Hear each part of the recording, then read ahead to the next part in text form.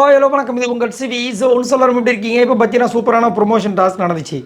Tractor and S அப்படின்னு 2 டீமாக பிரியணும்னு சொல்லிட்டு ப்ரொமோஷன் டாஸ்க் ஒன்று நடந்துச்சு. அந்த பெயிண்ட் கேம் அதில் வந்துட்டு பரதநாட்டிய ஸ்டைல் அந்த மாதிரி நிறைய இதெல்லாம் இருக்கும்ல, அந்த மாதிரி நிறைய ஸ்டிக்கர்ஸ் இருக்கும். அதை வந்துட்டு அங்கேயே வந்து அச்செல்லாம் கொடுத்துருப்பாங்க.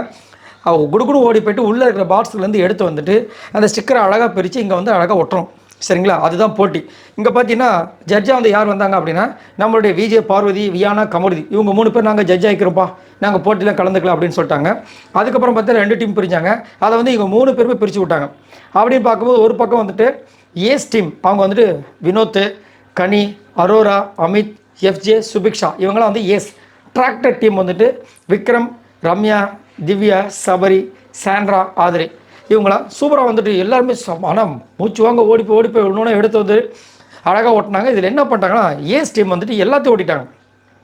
அதாவது சுபிக்ஷா, அதுக்கப்புறம் நம்ம எஃப்ஜே, வினோத் இருந்த டீம், கனி இருந்த டீம் இவங்க என்ன பண்ணிட்டாங்கன்னா 2 ஸ்டிக்கரை விட்டாங்க. ஆனால் பஸருக்குள்ளே இவங்க ஒட்டிட்டாங்க.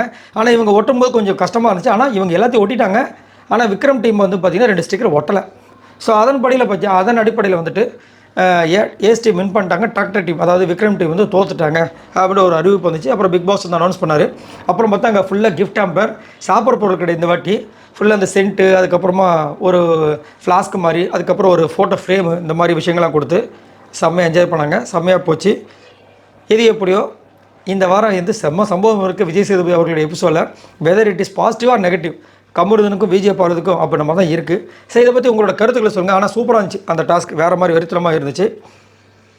என்ன நடக்க போகிறது தெரியல. ஆனால் இன்றைக்கி நடந்த அந்த கோட் டாஸ்கில் உங்களுக்கு என்ன விஷயங்களை தோணுச்சுன்றதை சொல்லுங்கள். அது மட்டும் இல்லாமல் இப்போ திரும்பவும் என்ன பண்ணுறாங்கன்னா விஜய் பார்வதிக்கும் கமருதனுக்கும் மொத்த வீடு சேர்ந்து ஒரு பழிவாங்கும் விதமாக மறுபடியும் எல்லா வேலையும் இவங்க தான் செய்யணுன்ற மாதிரி சொல்லி கிச்சன் இதை மட்டும் தனியாக ஒதுக்கிட்டு மீதி எல்லா வேலையும் கொடுத்துருக்காங்க. மறுபடியும் தண்டனை கொடுக்க அவங்க யார்? இந்த விஷயங்கள் ஏன் இவங்க பண்ணுறாங்க தொடர்ச்சியான்னு தெரியல. அதுலேயும் என்ன கொடுமைன்னா இவங்க குற்ற உணர்ச்சிக்காக பண்ணக்கூடாதான், அவங்களுக்கெல்லாம் வந்து சாட்டிஸ்ஃபேக்ஷன் வர அளவுக்கு வந்துட்டு இவங்க வந்துட்டு பனிஷ்மெண்ட் பண்ணுமா? இது என்ன இது?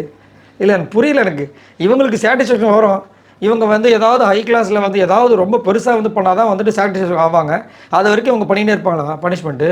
இந்த வாரம் மூடிட்டு அப்புறம் அவங்க 2 பேரும் என்ன அட்டகாசம் பண்ணுறாங்க மட்டும் பாருங்கள். சரி, இதை பற்றி உங்களோட கருத்துக்களை சொல்லுங்கள். பாய் நண்பர்களே.